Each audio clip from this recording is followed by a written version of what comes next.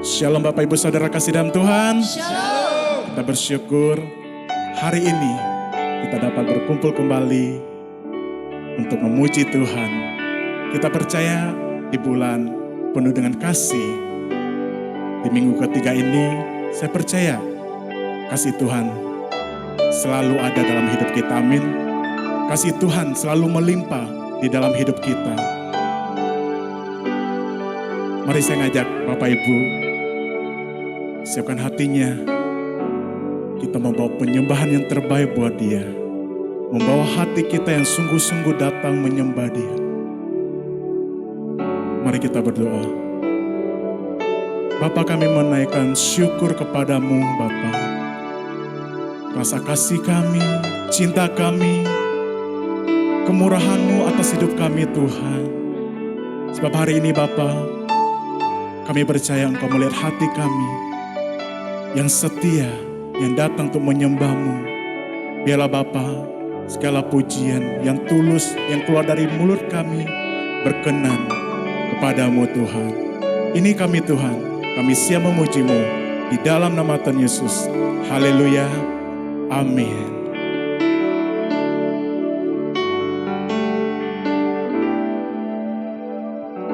Ini hatiku menyembah-Mu, tulus dan kagum padamu Yesus.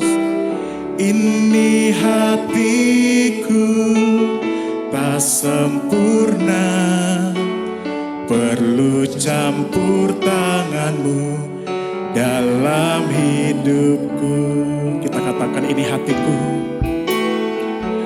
Ini hatiku menyembah-Mu, tulus dan kagum padamu Yesus. Ini hatiku tak sempurna, perlu campur tangan-Mu dalam hidupku. Hatiku mengasihi-Mu, hatiku mengasihi-Mu, hatiku ingin mengenal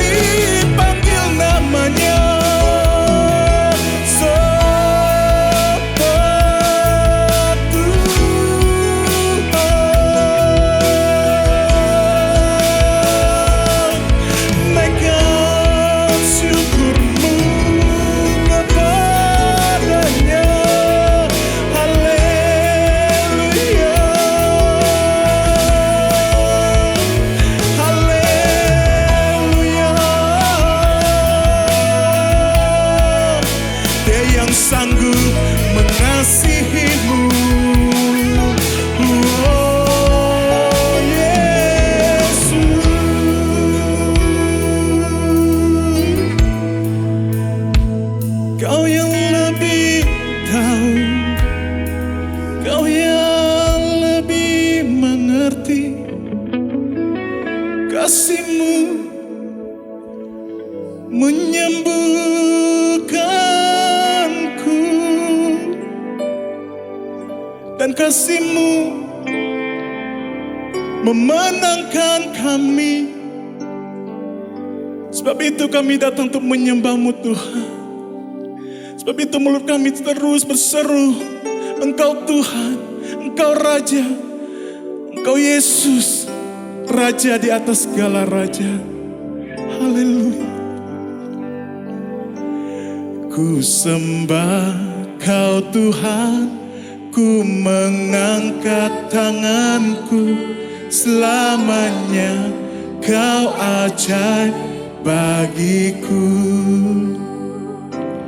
Ku sembah Kau Tuhan, ku mengangkat wajahku, selamanya Kau hebat bagiku. Ku sembah Kau Tuhan, ku mengangkat tanganku, selamanya Kau ajaib bagiku.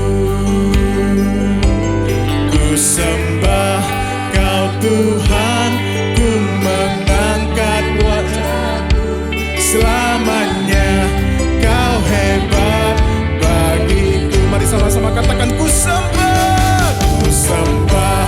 Kau Tuhan, ku mengangkat tanganku, selamanya Kau ajaib bagiku. Ku sembah Kau Tuhan, ku mengangkat wajahku, selamanya Kau hebat bagi. Mari kita sing haleluya.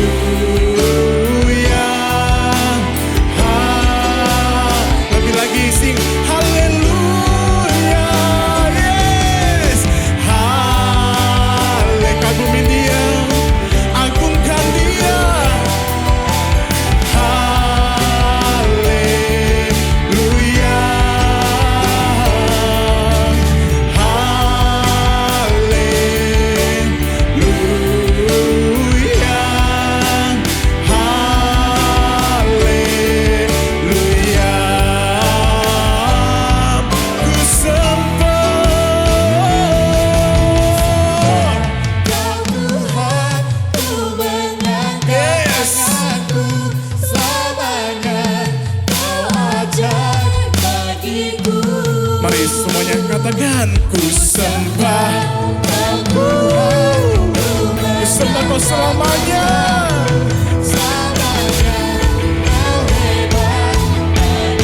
Lebih lagi ku sembah Kau Tuhan, yes, selamanya Kau ajaib bagiku.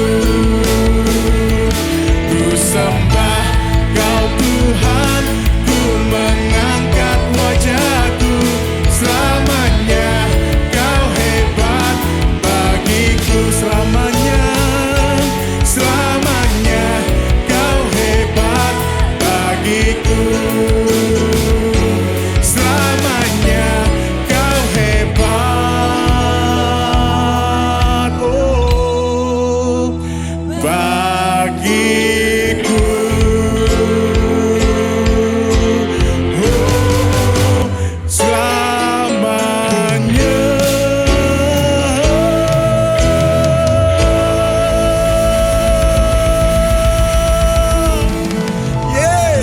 Selamanya Tuhan, Kau hebat, Kau ajaib, Kau luar biasa dalam hidup kami Tuhan. Sebab itu Tuhan, tanpa Tuhan kami bukan apa-apa. Kami mau lebih lagi Tuhan memuji-Mu, menari badan Kau. Yang di rumah, yang maupun lagi menyaksikan video ini, sama-sama dengan saya katakan, amin.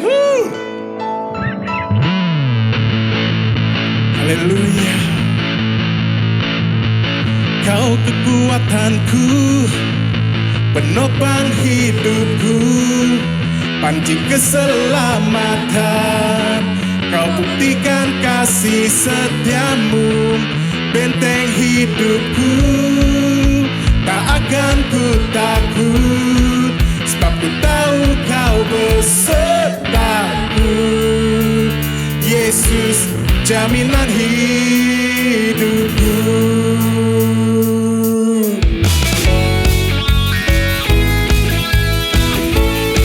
Saya percaya kita bisa kasih tepuk tangan yang meriah buat Tuhan kita.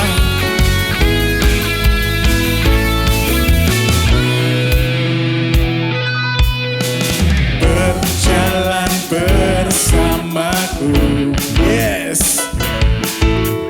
Tak akan ku gentar, tanganmu menopangku. Jalani kehidupan. Kau mengangkatku ke atas gunung batu. Kau beriku kemenangan. Kau kekuatanku, penopang hidupku, bangkit keselamatan. Kau buktikan kasih setiamu, benteng hidupku. Tak akan ku takut, sebab ku tahu kau besertaku. Jaminan hidupku.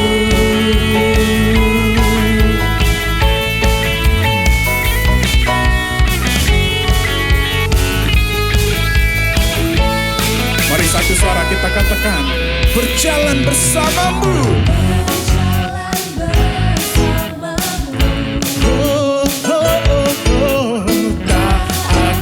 Ku gentar, sebab kami tahu tanganmu menopangku. Jalani kehidupan. Sama-sama angkat kedua tangannya, katakan, kau mengangkatku, amin, ke atas gunung batu. Kau beriku kemenangan. Kau kekuatanku, yes, menopang hidupku, bangkit keselamatan. Kau buktikan kasih setiamu, benteng hidupku. Tak akan ku takut, sebab ku tahu kau besertaku. Yesus, jaminan hidup. Sekali lagi, kau kekuatanku, penopang hidupku, bangkit keselamatan. Kau buktikan setiamu,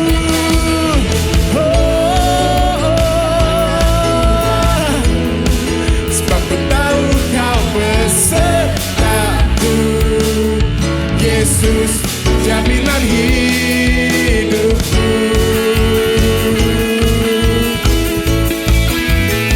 Jaminan hidupku. Semuanya sing haleluya. Sorakan haleluya. Haleluya bagi Tuhan yang ajaib, luar biasa. Haleluya. Terima kasih Tuhan. Kami bawa hati kami dan ucapan syukur kami Tuhan atas segala pekerjaan-Mu dalam hidup kami, atas kebaikan-Mu yang Kau kerjakan dalam hidup kami Tuhan. Terima kasih Tuhan. Terima kasih Yesus.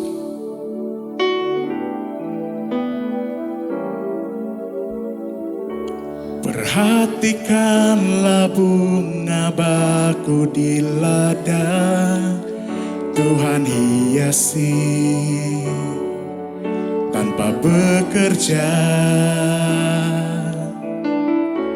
Apalagi kita orang percaya, Tuhan pelihara, Tuhan cukupkan. Perhatikan burung-burung di udara, Tuhan beri makan tanpa bekerja. Apalagi kita kesayangannya, Tuhan pelihara, Tuhan sediakan. Saat kau perlu Tuhan tahu, saat kau minta Tuhan dengar, saat percaya Tuhan bekerja, saat menangis Tuhan tahu, saat berdoa Tuhan dengar, saat bersyukur Tuhan berkati. Biarlah ini menjadi doa dan ucapan syukur kita. Kita katakan dari awal. Perhatikan di udara, Tuhan beri makan tanpa bekerja. Apalagi kita kesayangannya, Tuhan pelihara, Tuhan sediakan. Saat kau perlu Tuhan tahu, saat kau minta Tuhan dengar, saat percaya Tuhan bekerja, saat menangis Tuhan tahu, saat berdoa Tuhan dengar, saat bersyukur Tuhan berkati. Saat kau perlu, saat kau perlu Tuhan tahu, saat kau minta Tuhan dengar, saat percaya Tuhan bekerja, saat Tuhan tahu, saat berdoa Tuhan dengar, saat bersyukur Tuhan berkati. Kau Tuhan lebih dari cukup, kasih-Mu Tuhan. Kau Tuhan lebih dari kata,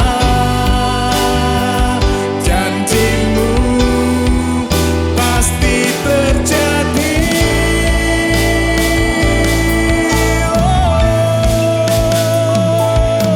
Saat kau perlu Tuhan tahu, saat kau minta Tuhan dengar, perlu Tuhan tahu, saat kau minta Tuhan dengar, saat percaya Tuhan bekerja,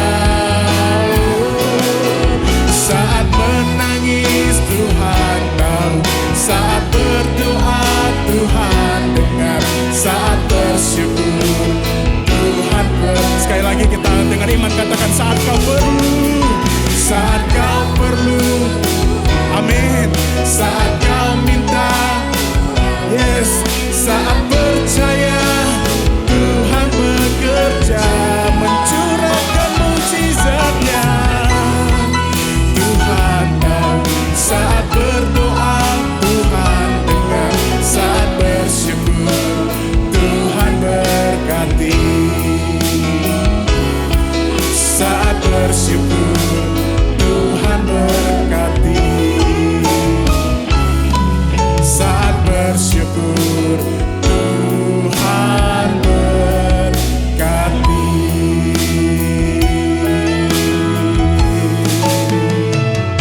Terima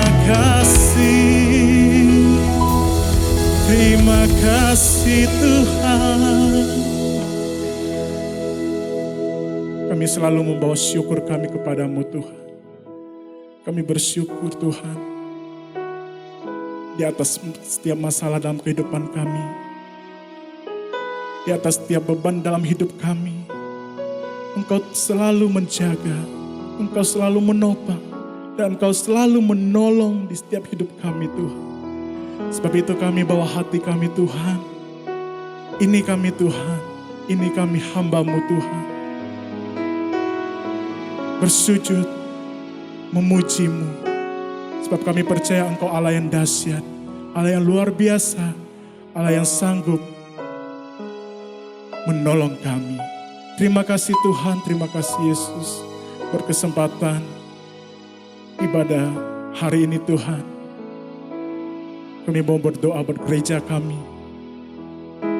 Kami mau berdoa buat full timer kami Tuhan. Satukan hati, satukan visi-Mu Tuhan.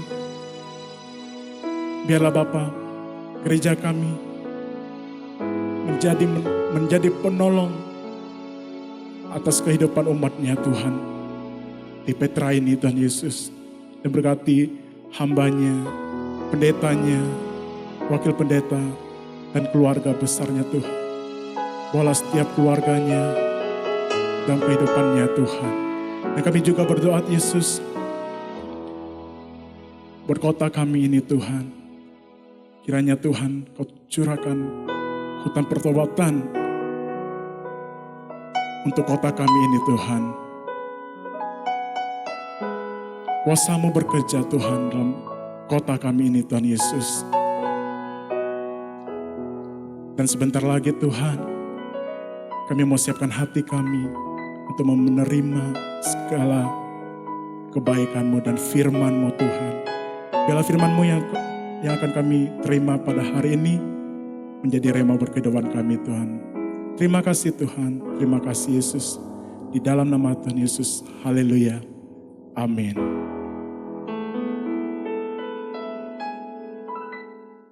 Shalom jemaat yang dikasihi Tuhan.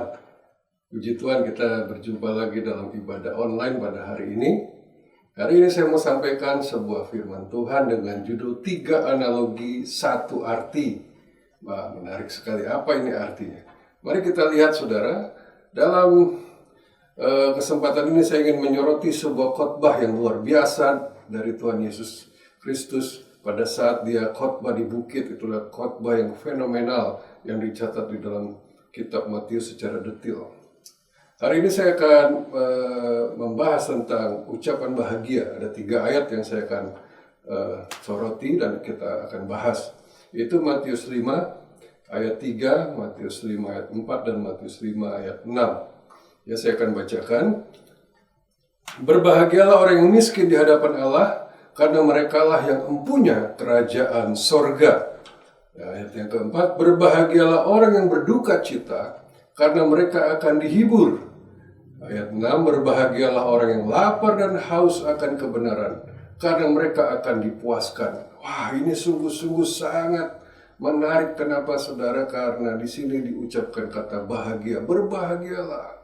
Siapa yang berbahagia? Biasanya kata bahagia dipadankan dengan kondisi yang baik, yang positif, yang menyenangkan, yang menguntungkan. Tapi kalau kita lihat khotbah ini, khotbah Yesus Kristus ini, maka kata bahagia justru disandingkan dengan kondisi negatif.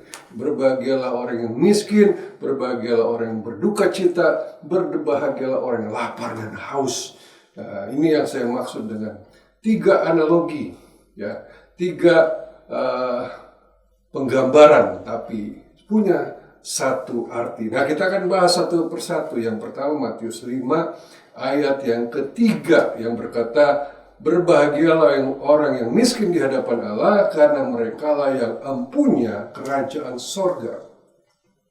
Kalau di dalam bahasa Inggris lebih tepat lagi, ya, dikatakan berbahagialah orang yang miskin di dalam roh. Nah, ini punya makna yang luar biasa, ya. Berbahagialah orang yang miskin dalam roh. Nah, kita akan membahas kata miskin ini, saudara. Apa yang dimaksud dengan miskin di sini? Nah, di sini miskinnya dalam artian secara roh. Ya, bukan berarti berbahagialah orang miskin yang nggak punya apa-apa, yang sangat menderita. Wah, kalau yang kaya itu nggak berbahagia, bukan seperti itu. Ya, itu nanti salah lagi penafsirannya. Yang dimaksud di sini adalah miskin di dalam roh. Ya, kalau dalam bahasa Indonesia miskin di hadapan Allah. Saya akan soroti arti kata miskin. Ya, kita akan melihat di sini bahwa dalam bahasa aslinya, bahasa Yunani, kata miskin menggunakan kata petokos. Ya, miskin itu menggunakan kata petokos. Apa artinya? Nah, saya akan bacakan, ada banyak arti dari kata miskin ini. Yang pertama adalah artinya pengemis. Pengemis, orang yang melarat, yang hidupnya dari meminta sedekah. Ya, saudara bisa bayangkan. Jadi miskin di sini adalah orang yang disebut pengemis, melarat, dan meminta sedekah. Ingat konteksnya adalah dalam roh. Yang kedua, miskin dalam kekayaan, pengaruh, posisi, kehormatan. Jadi orang ini miskin dalam segala hal, ya. Dalam kekayaan, dalam status dia nggak punya status, posisi dia nggak punya, dalam pengaruh dia nggak ada, kehormatan pun nggak ada. Ya, boleh dibilang levelnya rendah sekali. Nah, ini yang ketiga disebut posisi yang rendah. Jadi orang ini nggak dihitung sama masyarakat. Orang yang tidak masuk hitungan, tidak punya status, tidak punya pencapaian apa-apa. Ya, posisi yang rendah, karena itu dia menderita. Ya, miskin dari kebajikan Kristen bahkan.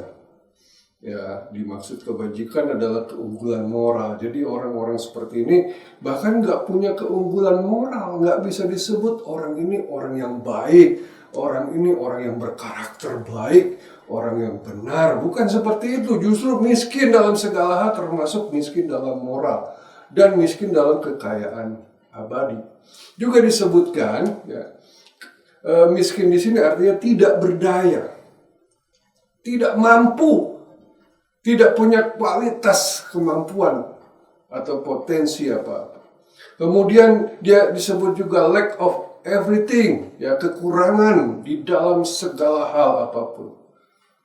Kemudian dia juga miskin akan kekayaan, pembelajaran, budaya, dan intelektual. Boleh dibilang artinya orang ini bodoh, ya.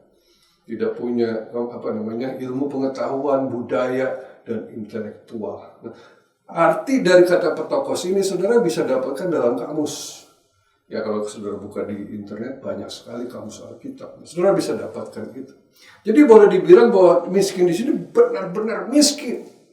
Itu pengemis, melarat, hidup dari sedekah, tidak punya akses kepada kekayaan, tidak punya pengaruh, tidak punya posisi, tidak punya kehormatan, nggak dihargai sama orang lain. Posisinya sangat rendah, menderita. Ya, miskin dari kebajikan, ya, dalam segala hal termasuk moral. Juga tidak mampu, tidak berdaya, kekurangan dalam segala hal, miskin dalam kekayaan, pembelajaran, budaya, dan intelektual. Artinya orang yang bodoh.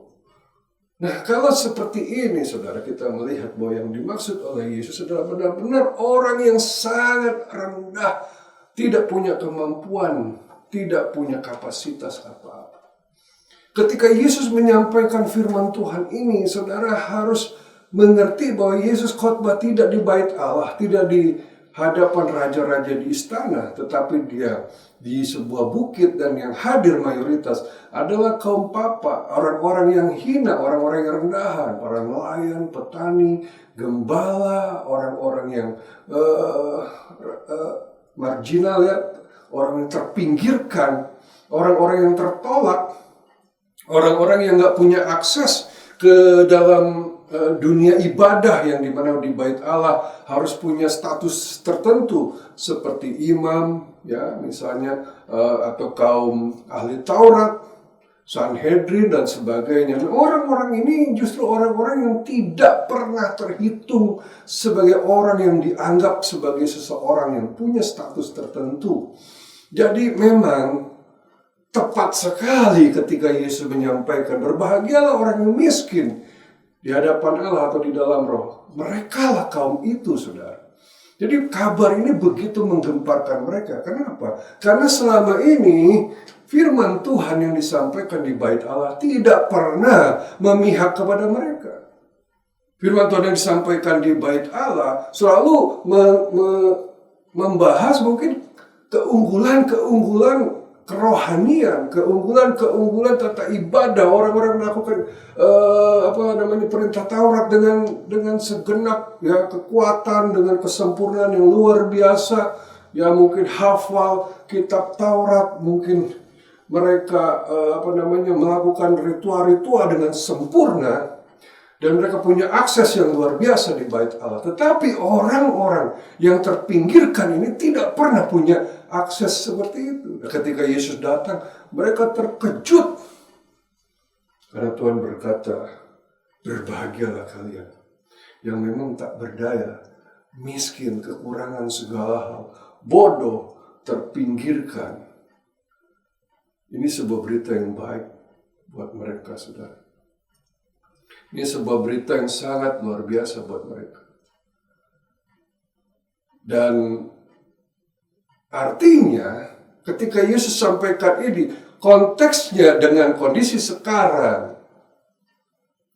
Yesus juga berbicara kepada kita, orang-orang yang lemah, orang-orang yang miskin secara rohani, orang-orang yang tidak punya kemampuan hebat, yang tidak melayani Tuhan dengan urapan yang dahsyat, orang-orang yang bahkan kekurangan dalam segala hal, bahkan ketidakmampuan kita lebih besar dari kemampuan kita.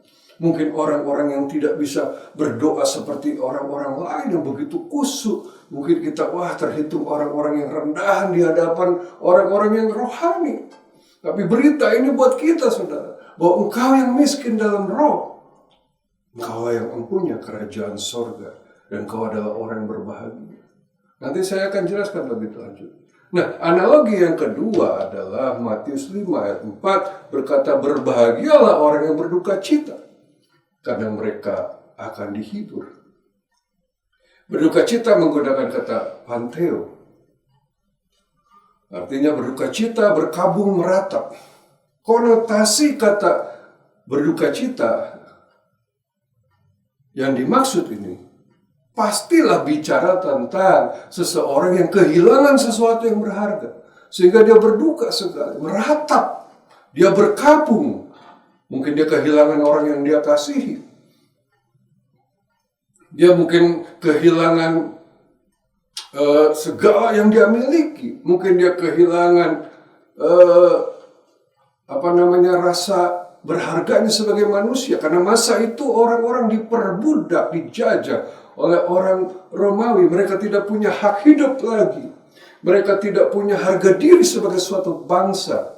Dan mereka bisa melihat kematian terjadi kapan saja, di mana saja. Karena namanya penjajah, kapan saja mencabut nyawa, mereka tidak peduli. Dan saat itulah mereka berduka cita karena mereka tidak punya hak sama sekali, bahkan atas nyawanya sendiri. Nah, ketika itulah mereka mencari sesuatu jawaban dan penghiburan.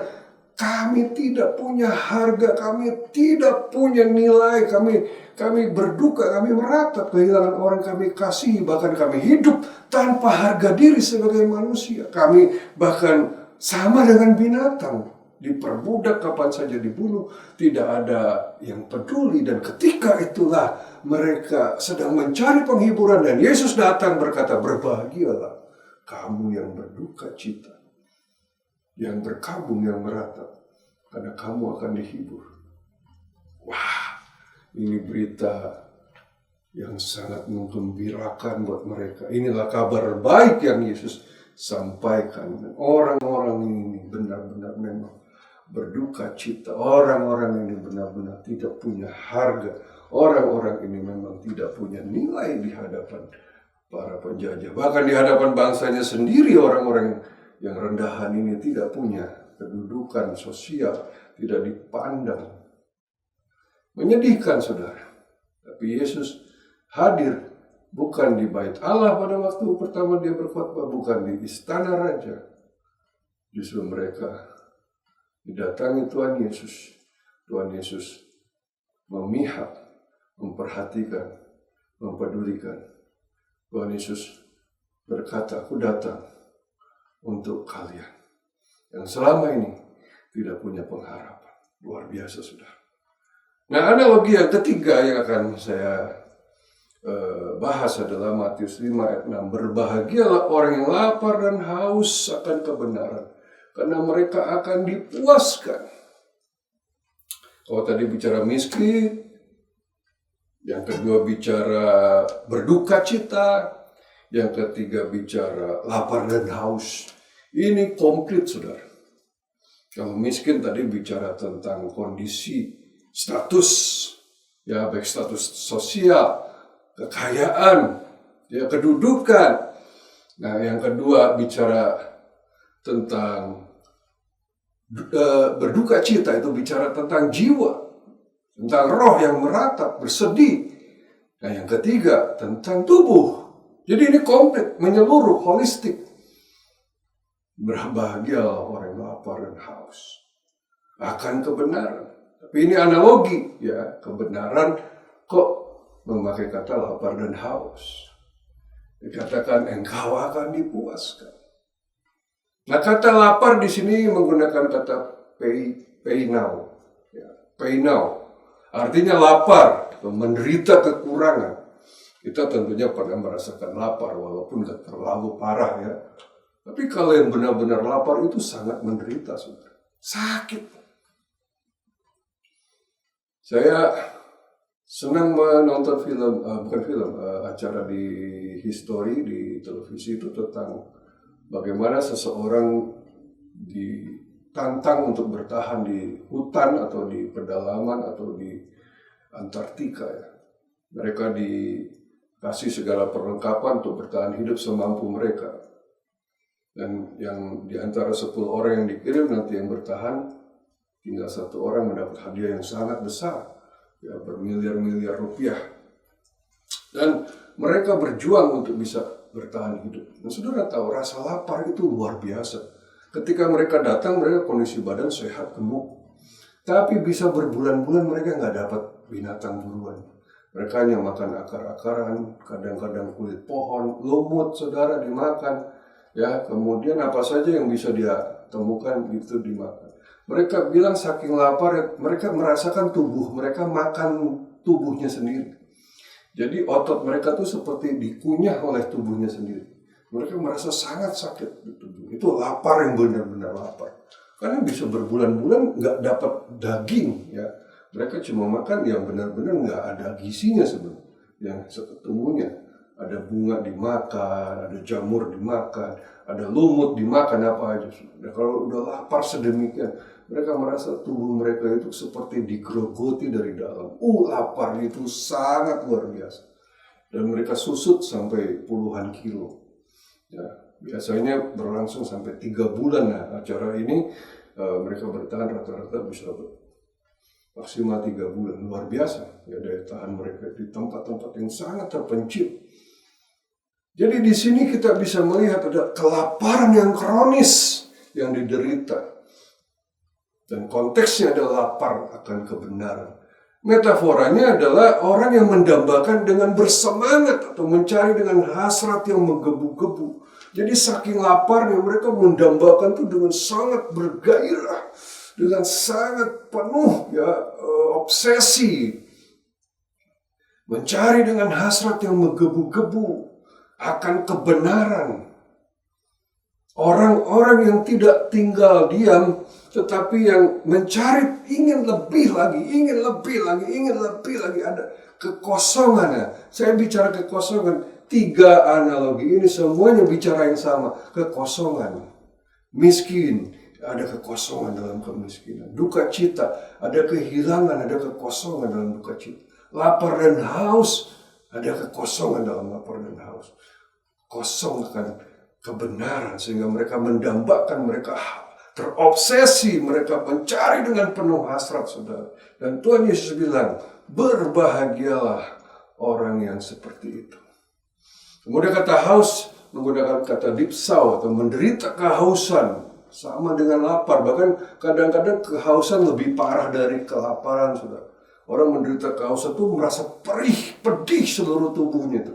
Ya, ada keinginan yang amat sangat mendambakan hal-hal yang menyegarkan, ya, tubuh maupun jiwa, ya. Di sini konteksnya tentang kebenaran itu bicara jiwa. Saudara bisa lihat Orang yang kehausan itu luar biasa. Wah, kalau di padang gurun nggak ada air, saudara, wah menderitanya itu luar biasa. Manusia bisa mati kalau kekurangan minum di tempat-tempat apalagi yang seperti padang gurun seperti itu. Mungkin orang bisa tahan lapar ya, sampai ya mungkin sebulan kalau dia bisa kuat. Tapi kalau minum, saudara, 3 hari katanya saya dengar bisa mati orang 3 hari tidak ketemu air. Karena tubuh kita mayoritas ya terdiri dari air. Bisa dehidrasi, kering, dan seluruh sel kita rusak. Jadi kehausan yang sedemikian rupa yang menggerogoti diri kita sehingga kita mencari, terobsesi dan ya mendambakan hal itu sangat. Itulah yang Tuhan Yesus berkata, berbahagialah orang lapar dan haus akan kebenaran. 3 analogi ini punya satu arti, saudara. Sama, bicara kekosongan, merindukan sesuatu, mendambakan sesuatu, menginginkan sesuatu untuk memuaskan, untuk bisa mereka terima sehingga mereka tidak lagi dalam kondisi yang seperti tadi, miskin, berduka cita, haus dan lapar. Dan Tuhan Yesus berkata, orang-orang demikian adalah orang-orang berbahagia. Nah, mengapa mereka disebut berbahagia? Apa hubungannya hal ini dengan kerajaan Allah? Apa hubungannya hal ini dengan Tuhan? Saya mendapatkan pengertian begini, saudara. Ini menurut saya agak teologis ya. Ya, saudara mungkin dibawa ke pemikiran yang terlalu jauh, tapi saya pikir inilah kebenarannya. Jadi pada saat Allah dulu sebelum menciptakan apapun, sebelum dia menciptakan makhluk apapun, dia menciptakan alam apapun, Allah kita, yaitu Allah Bapa, Yesus, dan Roh Kudus adalah Allah yang sempurna. Tapi saudara bisa bayangkan, Allah kita yang sempurna, yaitu Allah Bapa, Yesus, dan Roh Kudus, mereka bertiga dalam satu itu, tidak ada yang lain. Saudara bisa bayangkan, Allah yang sempurna, keilahian mereka begitu dahsyat dan sempurna. Tapi tanpa adanya makhluk lain, tanpa adanya manusia, maka keilahian mereka tidak punya arti sama sekali. Betul nggak, saudara? Coba saudara pikirkan. Keilahian Allah tanpa adanya manusia bukanlah keilahian. Saya akan jelaskan, saudara. Allah yang sempurna tanpa manusia tidak punya arti apa-apa. Kenapa? Karena siapa yang panggil mereka, yang panggil Allah itu sebagai Allah kalau nggak ada manusia? Oh, saya Allah, saya Tuhan. Tapi nggak ada yang menyebut mereka sebagai Allah. Kenapa? Karena nggak ada manusia. Nggak punya arti sama sekali. Allah tanpa manusia yang menyembah, tanpa adanya manusia yang menyembah dia, tidak ada arti. Bagaimana mungkin dia merasa dirinya sebagai Allah kalau dia tidak disembah? Bagaikan seorang raja tidak punya rakyat sama sekali. Bagaimana dia disebut raja, saudara? Betul nggak, saudara? Allah tanpa ada orang yang bergantung padanya, maka dia tidak akan merasakan dirinya sebagai Allah. Allah jika tidak ada yang percaya kepadanya, juga tidak ada yang mengasihinya, yaitu tidak ada makhluk lain yang percaya dan mengasihi, maka keilahiannya itu bukanlah ilahi lagi, tidak ada arti sama sekali. Karena itu ketika hanya ada Allah saja, Allah itu tidak merasa dirinya berarti dan sempurna, tidak merasa identitasnya, keilahiannya itu punya arti atau makna. Hampa, saudara. Ya, kalau saya mau permudah, saudara, seperti ini. Seorang lelaki tidak bisa disebut sebagai ayah jika tidak punya anak. Betul nggak? Sebagai lelaki punya potensi jadi ayah, tetapi kalau dia nggak punya anak, tidak ada yang panggil dia ayah. Maka kelelakiannya itu tidak utuh karena seorang pria diciptakan Tuhan untuk menjadi seorang bapa, menjadi sumber bagi anak-anaknya. Karena Allah berkata tidak baik manusia seorang diri saja. Nah, saudara perhatikan di sini bahwa keilahian tanpa manusia itu tidaklah utuh, tidaklah lengkap, dan membuat keilahian Allah itu tidak menjadi apa-apa, tidak berguna. Karena itu saudara, Allah menciptakan ketidaksempurnaan. Allah yang sempurna harus menciptakan ketidaksempurnaan supaya keilahiannya menjadi nyata. Amin, saudara. Sehingga dia ciptakanlah manusia yang tidak sempurna supaya ada yang bergantung padanya, supaya ada yang menyembahnya, supaya ada yang percaya kepadanya, supaya ada yang mengasihinya. Barulah Allah merasa dirinya utuh. Allah merasa diri, yes, aku ini Allah. Kenapa? Ya, ada orang yang menyembah, ada orang yang mempercayai aku, ada orang yang bergantung kepadaku. Tanpa itu semua, keilahian cumalah sekedar kata-kata. Ini menarik, saudara. Saya berharap saudara bisa memahami. Karena itu dia menciptakan manusia. Manusia yang tidak sempurna, yang memiliki kekosongan. Supaya kesempurnaan Allah menjadi berguna, menjadi berarti. Wow, menarik. Akhirnya saudara, manusia membutuhkan Tuhan dan Tuhan membutuhkan manusia.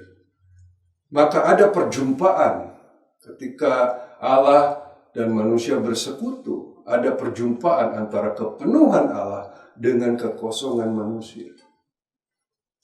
Kepenuhan Allah yang sempurna, yang maha sempurna, yang maha dahsyat, yang maha luar biasa, yang maha kuasa, bertemu dengan manusia yang maha kosong ini, yang tidak bisa hidup sendiri, yang dia harus bergantung penuh, dia harus bersatu dengan Allah penciptanya.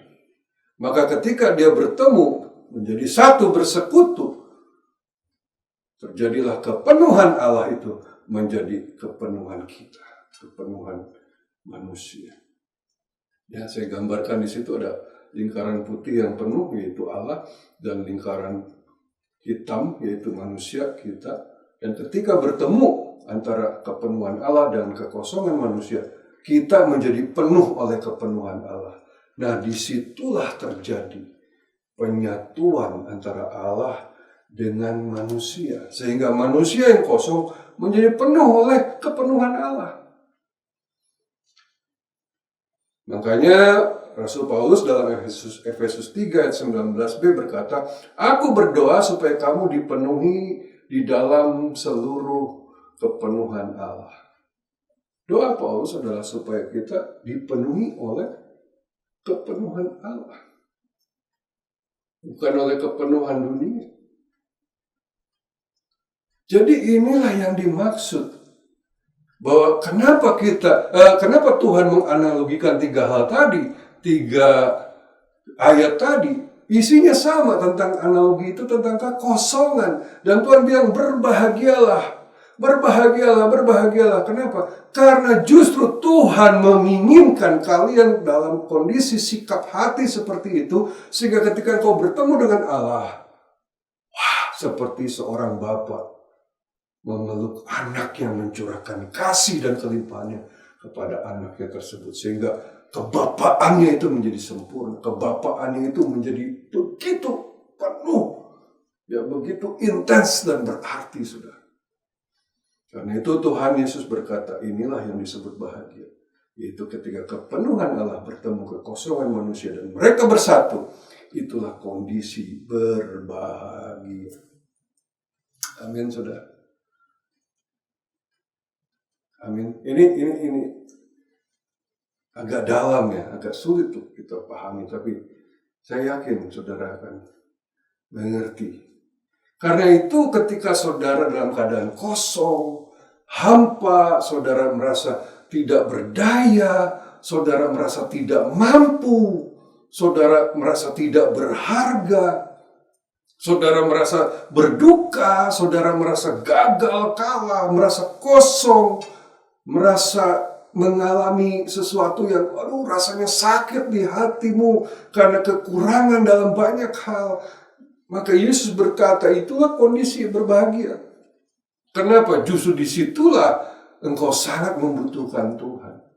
Karena itu satu kali ketika Paulus mengalami satu kondisi yang sangat menyakitkan dia, dan dia sudah berseru berkali-kali kepada Tuhan, dan Tuhan menjawab, cukuplah kasih karuniaku kepadamu, karena justru di dalam kelemahanmu, kekuatan dan kuasaku nyata di dalam. Saudara bisa lihat itu. Jadi bersyukur kalau saudara bilang, wah saya bukan siapa-siapa, saya gak bisa apa-apa, saya gak mampu apa-apa, saya nothing. Ya, bahkan gak ada kelebihan apa-apa, saya penuh kekurangan, saya butuh banget Tuhan, saya benar-benar hampa, kosong. Berbahagialah, itulah kondisi yang terbaik.